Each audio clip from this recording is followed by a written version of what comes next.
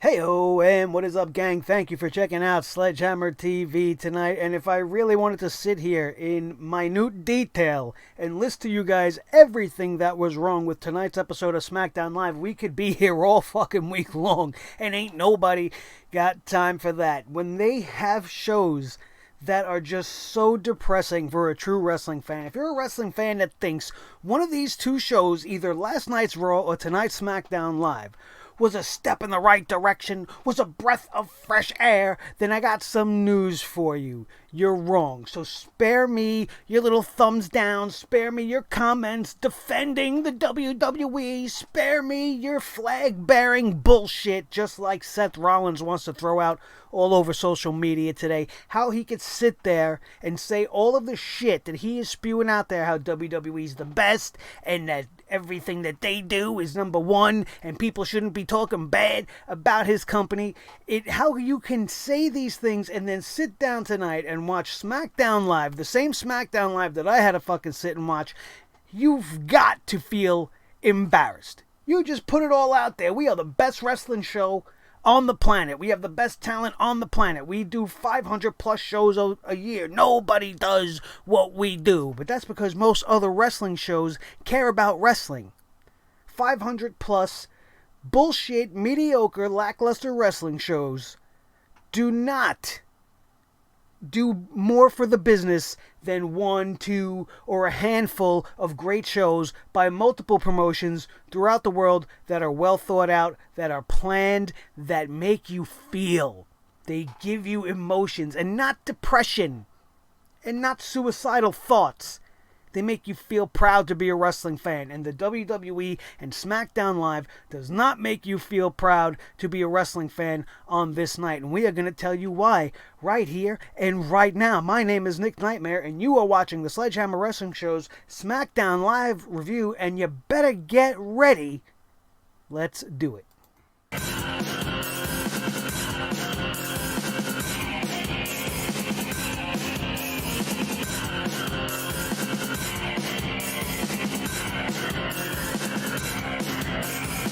Sledgehammer Wrestling Show.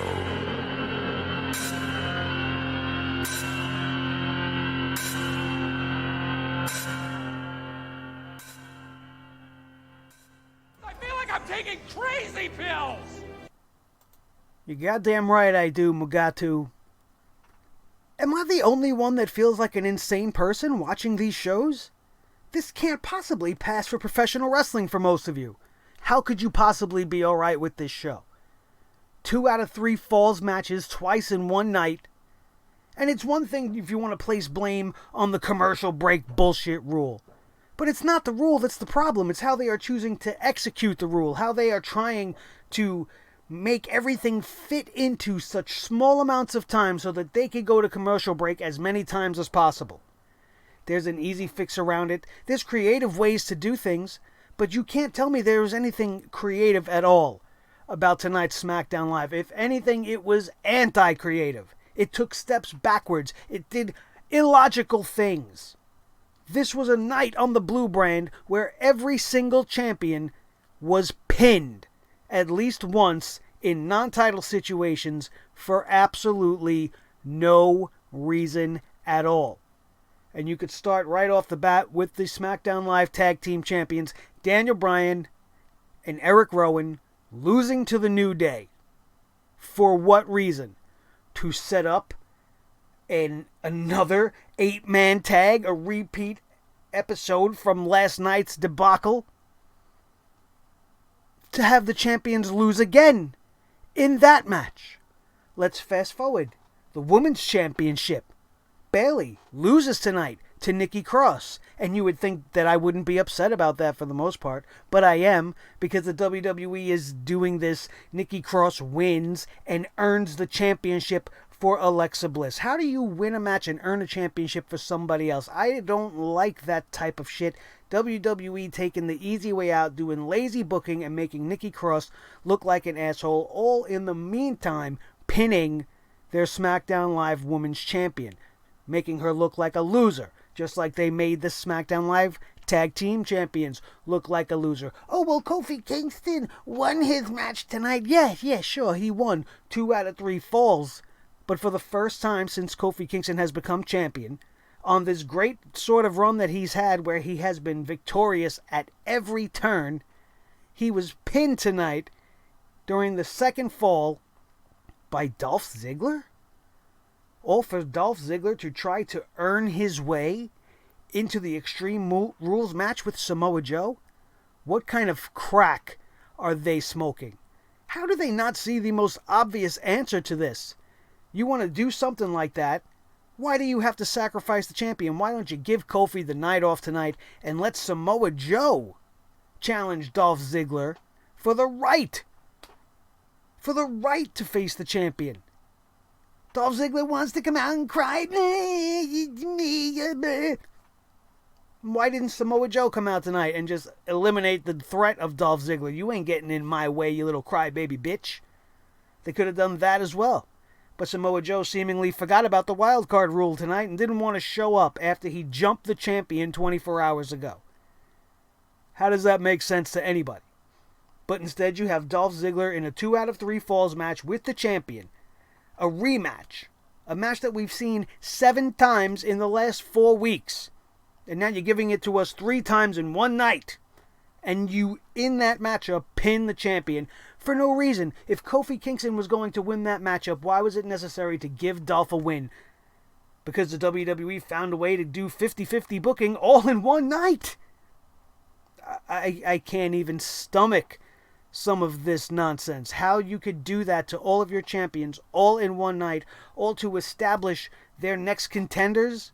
Why isn't Daniel Bryan and Eric Rowan sitting back and watching the rest of the tag teams scrap and fight their way to get their opportunity at their titles? Why isn't the same being done for Bayley or for Kofi Kingston? Everybody's just either jumping the champion to get a title shot, and if that's the case, if it's that easy, why isn't everybody just going around beating up all the champions? You just get a title match when you do that nowadays. They could have made it interesting. Dolph versus Joe would have gave you some reason to give a shit. Why did you give a shit? Did you think Dolph Ziggler was going to win tonight? I certainly hope not. Why you would have him pin the champion twice in one match? It's bad enough you did it once. Can you imagine if they did it twice? What a fucking awful, awful show this was. And it started within the first 30 seconds. All I wanted to do was turn my television off because SmackDown Live gave us Shane McMahon sweating all over the camera in a nice close-up shot so you could see every bead trickling from his forehead. And do you know what he said? He said, Nothing! You've done nothing! Nothing! absolutely nothing. Shane McMahon is pissed, and everybody on SmackDown needs to be afraid. And the only person, well, maybe not the only person, maybe many of you were as well, but I was the only one I thought that was afraid, because now that means Shane McMahon is going to interject himself into a major part of this show, but I shouldn't be surprised by that. That's par for the course nowadays. Shane McMahon is taking up 50%, if not more, of these shows when we got guys like Alistair Black hiding in closets, and we got Shinsuke Nakamura finally resurfacing to challenge the Intercontinental Champion Finn Balor, but we got nothing more on that. We got guys all sitting in the back. Where was Andrade this week? Where is anybody that we want to see? Where are the wrestlers? You got time for Drake Maverick to fucking come out and bullshit with R-Truth for the 24/7 avocado, I don't give a shit, I'm a clown championship title. But you don't got time for the guys that go out there and bust their ass to make it to the WWE and actually put on professional wrestling events. I don't understand it. Oh, well, it's entertainment. You don't know what you're talking about. I know exactly what I'm talking about because it's supposed to be wrestling first. World Wrestling Entertainment. It's in the name. The wrestling is supposed to come before the entertainment. The entertainment's supposed to be a little added extra for you to enjoy. Hey, I'm happy you're enjoying all our action. Here's a little skit for you to giggle while we set up for the next match. The comedy wasn't always in the matchups. In fact, it was rarely ever back in the glory days. Fucking awful. Everything about this show. Awful. Dolph Ziggler crying about getting his championship. It's the same show over and over and over again. And then tonight we get, let's go right to the matchups.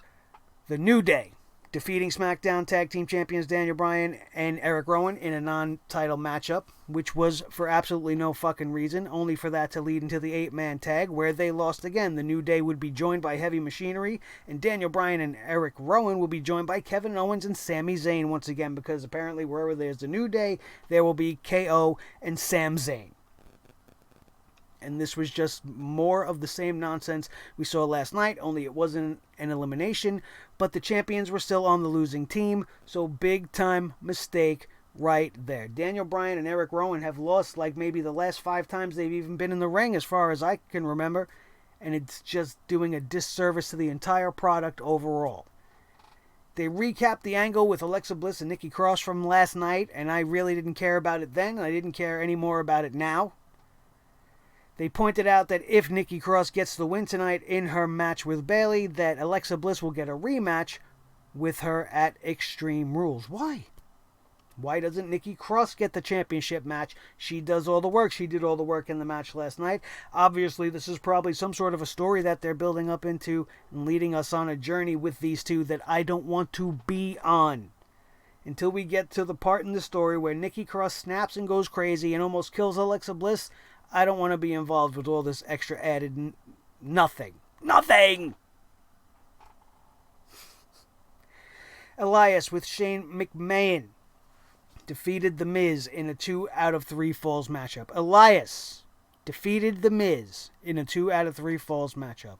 And the only reason he did so was because of Sir Sweats-a-Lot coming out there, leaving his sweat stains all over the place. The only person that had a good time on the WWE payroll tonight was the guy that makes money for mopping up Shane McMahon's sweat puddles. I'll tell you that much. This guy is just rolling in the dough right now because Shane McMahon is all over these shows and he's got to clean up after all those droplets of McSweat, and he's making all kinds of fucking money in the bank. He's making probably about as much money as Seth Rollins is making. He wants to throw it out there that he's making so much more money than all these guys on the indies. But how happy with you? How happy are you with the state of your career right now? Really? You're walking around with a championship belt that means dick. And you're defending a company that gives us garbage as television shows, passing it off as professional wrestling, and you want to defend this. You want to defend decisions like 2 out of 3 falls matchups twice in one night because they are so lacking in the creative department they can't come up with a better way around it. It's fucking awful. Absolutely awful. This actually angered the crowd probably as much as I was, because towards the end of this thing, once Shane McMahon came out and reared his sweat ball head into this thing, the crowd was actually chanting "No more Shane," and I couldn't thank that crowd enough for getting that chant started, and I hope that the rest of you in the universe continue to do that in the shows to come. Whenever this guy wants to sweat his way to the ring, you have to start chanting "No more Shane." That's not good heat. That's go away heat. Yes, it does exist. Kayla Braxton interviewed Intercontinental Champion Finn Balor in the back. He discussed defeating Andrade at the Super Showdown. Braxton asked him about his next challenger, and Shinsuke Nakamura appeared out of nowhere. They kind of just stared at each other. Shinsuke did his whole "I'm a weird Shinsuke Nakamura" thing to Finn Balor, and that is a matchup I can completely get behind. Finn Balor and Shinsuke Nakamura are one of the matchups that really put NXT on the next level back when they were doing their thing on the Gold brand. And like I did, I'm kind of overselling it, because look what they did to AJ and Shinsuke.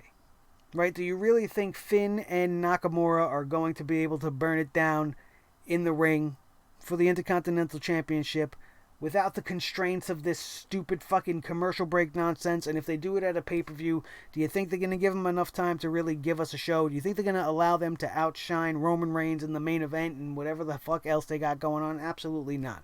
So while I am excited for it on the one hand, I have been tricked by the WWE before into believing something good was going to go down. And I'm not going to fall into that trap again. Nikki Cross defeated SmackDown Women's Champion Bayley in a non-title matchup. If Cross wins, Bliss gets the rematch, which is exactly what happened.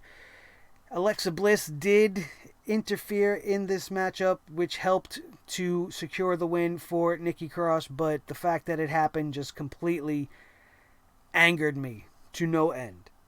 Nikki Cross winning, first of all, beating the champion, big mistake, and then giving her championship to a title opportunity to Alexa Bliss. Who does she think she is? Andre the Giant? Who's paying her off? Where's the $1 Million Man slipping a $100 bill in her back pocket here? Do this for Alexa. What is Nikki Cross getting out of any of this? Friendship? I'm so out of it. And at this point, I just didn't even want to pay attention anymore. And we are just halfway through this show. In the back, Carmella looked for the 24/7 jerk-off champion, R-Truth. Now, I love R-Truth, and the 24/7 jerk-off champion is not in his direction. It's directed at that 24/7 championship itself. I have to just make that clarification because I love R-Truth, and I think he's fucking great, but I hate how this whole 24/7 championship brings this show to a halt for me. You guys may find fun in all the shenanigans, but I don't. It's just fucking bullshit. It's wasting TV time that could have been better spent giving more to wrestling. Taking this segment out and adding a few more minutes to another matchup would have done wonders for some of these matchups. Once again, quick 2, 3, 4 minutes, and then we're going to commercial break, coming back, and now it's this type of match with the same people involved, so it's just an extension of the match you were just watching, which is just making everything feel like it's taking forever. And it's awesome. I mean, it's awful. It's awful. I don't know why I said awesome. I'm out of it today. You see what SmackDown Live did to me? They hammered me hard. They knocked me for a fucking loop that I don't even know how to describe just how much I hate this fucking show. I'm mixing up my descriptive words. The whole reason for this 24/7 bullshit was to have R-Truth approach Drake Maverick. Drake Maverick is all sad, puppy dog eyes in the back, and I really could care less. And R-Truth says, hey, you know what? Here you go. We're going to give you a championship matchup right now. Let's do this. He felt horrible. He called him Hornswoggle. And then he was like, psych, haha, it was just a joke. And he ran off. He had no intentions on giving Drake Maverick any chance at his avocado toast championship. And then a whole bunch of fucking clowns came to chase Truth off. And that was the end of that. We had a matchup between Sonya Deville and Ember Moon. And while I am excited to see Ember Moon being remembered, I'm ecstatic to see her being given a match. I am not happy to see her losing to Sonya Deville. And I don't know where exactly they're going with this. I don't know why they were moved from they were going after Bayley. Were they not with the eyes set on the championship? And now they've got sidestepped by Ember Moon because they caught her reading comic books one day in the back instead of looking at Mandy Rose's Shape magazine cover. And now we have a match and a feud between these girls.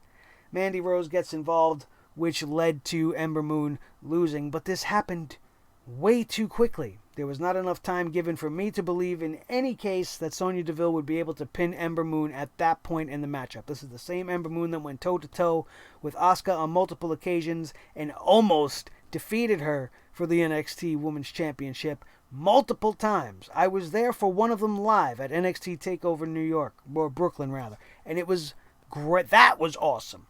That was awesome. What they're doing with Ember Moon, the same type of shit they're doing to Asuka, the same type of shit they're doing to Nikki Cross, it's just awful. It's bullshit. And I hate it.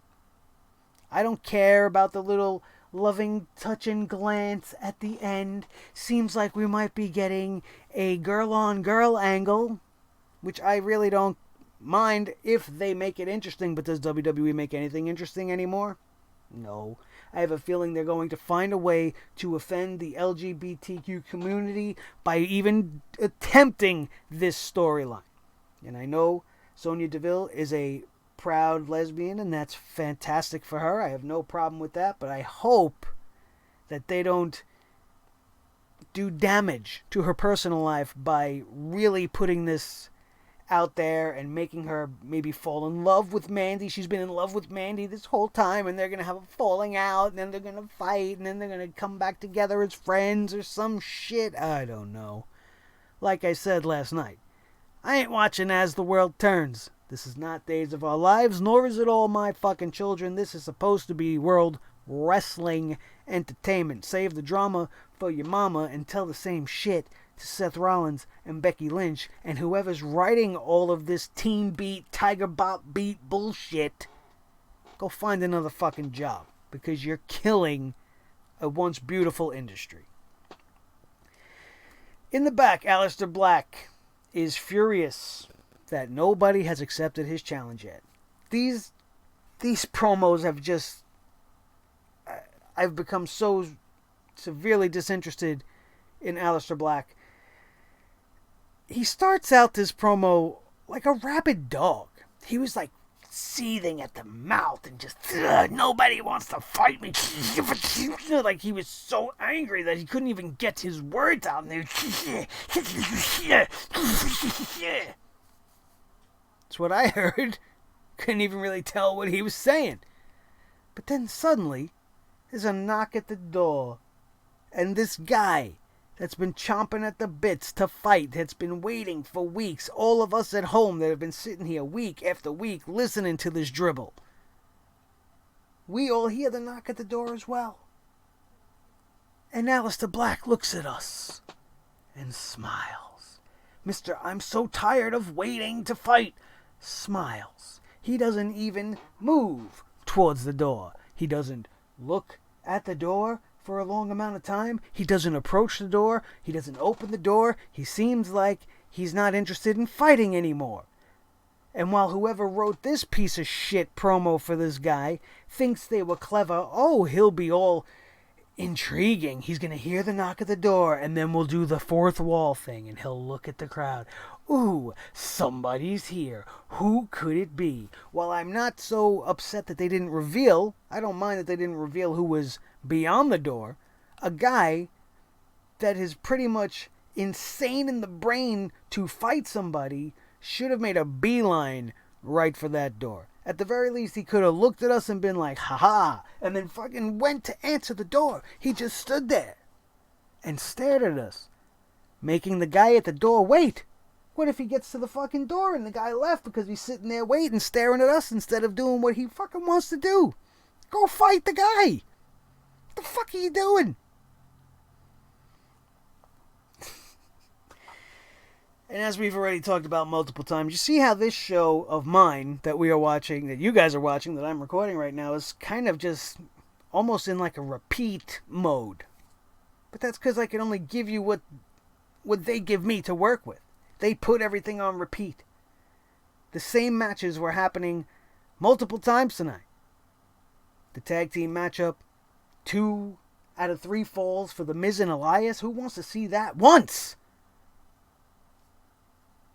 2 out of 3 falls for Kofi and Ziggler. Who wants to see that again? There was a much better way around this. And the WWE has no fucking clue what they're doing anymore. And it's sad because the blueprint is right there. It's in their own company. They don't have to even pay attention to what's going on in the indies. I don't want them to be looking at other companies and copying what they're doing. All they have to do is what they're already doing from within.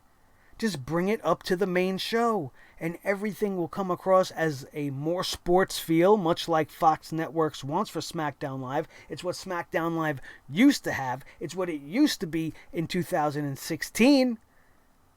With the exception of any title reign for Jinder Mahal, SmackDown Live used to be a place that wrestling fans can go in the WWE and breathe just a little bit.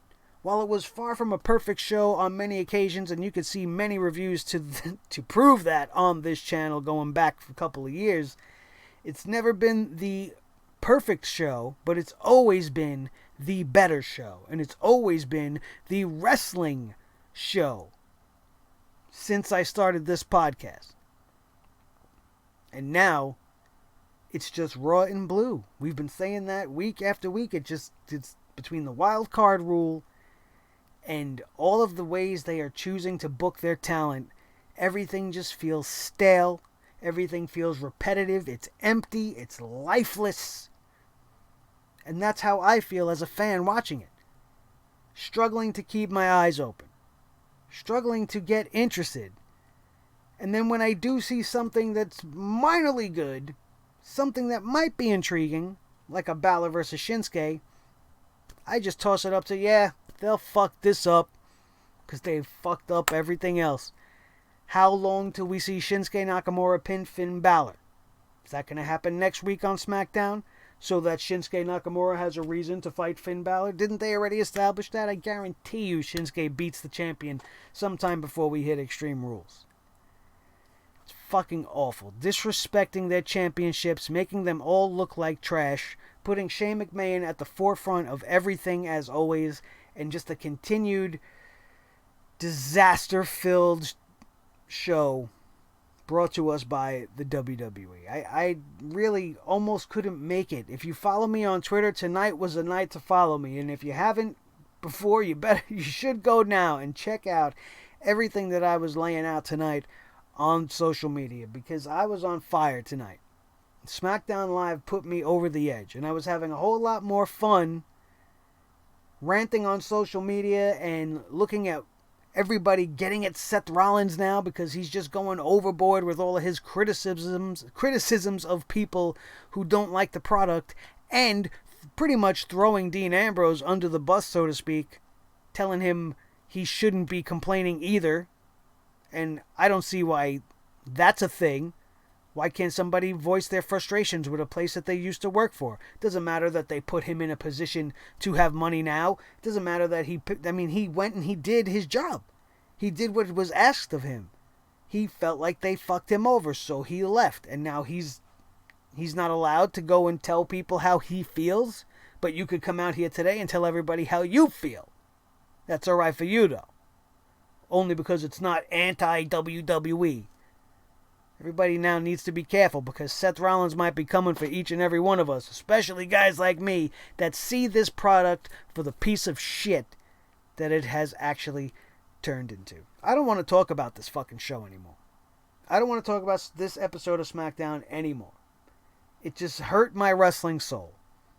Between these two shows that we got this week, I don't see how anybody could see a bright future ahead. If anything, it's only going to get worse. And I'm sitting here with you guys over the last couple of years, and that's something that we say all the time. Oh, this is the worst show I ever seen. This is the worst show I ever seen. And at some point, you become some sort of complacent, where you're just like, yeah, I know what I'm going to see is trash. It's going to be one of the worst ever. But when you actually go out there and start to top the worst shows ever, and make me feel anger, it's one thing to be mad about a couple of things and to want to rant about this and I don't like the direction of that, but to actually make me physically feel anger to the point where I almost wanted to break my own television screen, then you're doing something wrong. And you have people on social media like Ryan Satin, and I love Ryan Satin, but he wants to say that you should hold the WWE to the same standards as a regular television show, and that people, shouldn't criticize it, and all this, all of this coming off of the heels of the Seth Rollins situation, right? But I'm telling you that if you were The Walking Dead or Game of Thrones or a show like Breaking Bad, when you put your show out there, it's out there. Nothing can change it. You've filmed it, it's cut, it's printed, it's going to air. WWE is not the same type of television show. WWE is more like a sporting event. So you cannot compare the two. I cannot see how a show that has scripted writing like Monday Night Raw and SmackDown Live can be so bad for so long and get instant reaction from a fan base that is right there telling you at the second what they're enjoying, what they're not enjoying, and not when they're playing along. They are physically telling you, no more Shane McMahon. And I guarantee you we are still going to see 3 times as much Shane McMahon. Maybe more so, just to stick it in our craw. You cannot compare WWE to regular television shows. Because it's not the same. The live environment gives them an advantage. You can't say, well, oh, stop watching it. You don't like The Walking Dead. Stop watching it. I stopped watching it because I didn't like it. If you don't like the WWE, stop watching it. It's not the same. It's a live sporting event that is being made to look like a television program. And that instant feedback should allow them a huge opportunity to go, all right, this guy's hot. We'll move him somewhere next week. They really hate Baron Corbin. They're really booing us out of the building. They shit all over the main event at Stomping Ground. Maybe we should move him down the card. Maybe we should think of something else to do. They're not doing any of these things and using that to their advantage to make their show better. They're just telling us, you don't like it, don't watch. And at this point, that's a very dangerous thing to be telling your fan base. Because there are a whole lot more options coming our way. And then they're going to get worried? Fucking stupid. This was a terrible week of professional wrestling, and it's sad because Stomping Grounds, like we said, it started out good. Stomping Grounds wasn't that bad, but it ended as a flaming dumpster fire, and now that fire has spread to the further two shows, and I don't even want to watch wrestling next week. I'll be honest with you, I don't want to fucking watch it. Everything they're building towards for Extreme Rules has no interest to me right now whatsoever.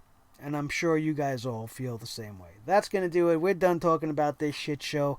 My name is Nick Nightmare. This is the team, Thor the Sledgehammer, the official Sledgehammer of the Sledgehammer Wrestling Show. His tag team partner, the World Heavyweight Champion of all the microphones in all the world, Mr. Blue, the Snowball. The most important member of the team, as always, is each and every one of you. And if you are not already one of the almost 2,000 plus, not plus, but one of the almost 2,000 people that are residents of the Sledgehammer Club, then hit that subscribe button right now. Help us get to that 2,000 mark before Extreme Fools comes around, and I will be forever grateful for that. Also, don't forget to smash that like button if you enjoyed anything I had to say here today, and then share this video with each and every one of your wrestling buddies all over the wrestling world, especially if they just couldn't take it watching SmackDown Live tonight. If you missed last night's Monday Night Raw review, it was hot as fire, and I suggest you go check it out right now. It's definitely worth your time. Also, the Stomping Grounds review and reaction show is up there for your viewing pleasure. We have 2K19 gameplay. We have Hammer in Hollywood episodes. We just brought the hammer down on the Dark Phoenix, and we got more of those gearing up for you guys here at Sledgehammer TV, your source for bringing the hammer down on all the professional wrestling, movies, entertainment, and pop culture as we begin to expand to a whole nother horizon. And I want to thank every one of you for being on this ride with me. That, my friends, is going to do it, and we are out of here, and we will see you next time right here on your new favorite wrestling show, the Sledgehammer Wrestling Show, only on Sledgehammer TV, right here on YouTube.com. Boom. I feel like I'm taking crazy pills!